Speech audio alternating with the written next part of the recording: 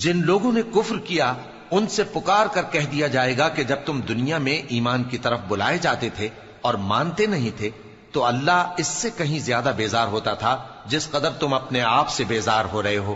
وہ کہیں گے کہ اے ہمارے پروردگار، تو نے ہم کو 2 دفعہ بے جان کیا اور 2 دفعہ جان بخشی، ہم کو اپنے گناہوں کا اقرار ہے، تو کیا نکلنے کی کوئی سبیل ہے؟ یہ اس لیے کہ جب تنہا اللہ کو پکارا جاتا تھا تو تم انکار کر دیتے تھے، اور اگر اس کے ساتھ شریک مقرر کیا جاتا تھا تو مان لیتے تھے۔ سو حکم تو اللہ ہی کا ہے جو بلند و بالا ہے، بڑا ہے۔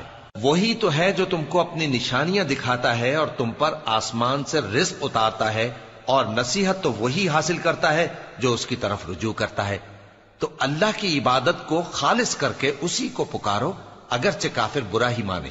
وہ مالک درجات عالی اور صاحب عرش ہے، اپنے بندوں میں سے جس کو چاہتا ہے اپنے حکم سے وہی بھیجتا ہے تاکہ ملاقات کے دن سے ڈرائے۔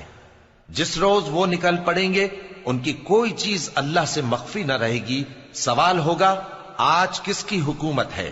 جواب ملے گا اللہ کی، جو اکیلا ہے، بڑا زبردست ہے۔ آج کے دن ہر شخص کو اس کے اعمال کا بدلہ دیا جائے گا۔ آج کسی کے حق میں بے انصافی نہیں ہوگی۔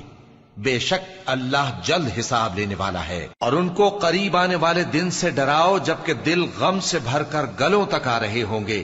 ظالموں کا کوئی دوست نہیں ہوگا اور نہ کوئی سفارشی جس کی بات قبول کی جائے۔ وہ آنکھوں کی خیانت کو جانتا ہے اور جو باتیں سینوں میں پوشیدہ ہیں ان کو بھی، اور اللہ سچائی کے ساتھ فیصلہ فرماتا ہے، اور جن کو یہ لوگ پکارتے ہیں وہ کچھ بھی فیصلہ نہیں کر سکتے۔ بے شک اللہ سننے والا ہے، دیکھنے والا ہے۔ کیا انہوں نے زمین میں سیر نہیں کی تاکہ دیکھ لیتے کہ جو لوگ ان سے پہلے تھے ان کا انجام کیسا ہوا؟ وہ ان سے زور اور زمین میں نشانات بنانے کے لحاظ سے کہیں بڑھ کر تھے، تو اللہ نے ان کو ان کے گناہوں کے سبب پکڑ لیا، اور جس شخص کو اللہ گمراہ رہنے دے اس کو کوئی ہدایت دینے والا نہیں۔ اور پہلے یوسف بھی تمہارے پاس کھلی باتیں لے کر آئے تھے، تو جو وہ لائے تھے اس کی طرف سے تم برابر شک ہی میں رہے، یہاں تک کہ جب وہ وفات پا گئے تو تم کہنے لگے کہ اللہ ان کے بعد کبھی کوئی پیغمبر نہیں بھیجے گا۔ اسی طرح اللہ اس شخص کو گمراہ رہنے دیتا ہے جو حد سے نکل جانے والا، شک کرنے والا ہو۔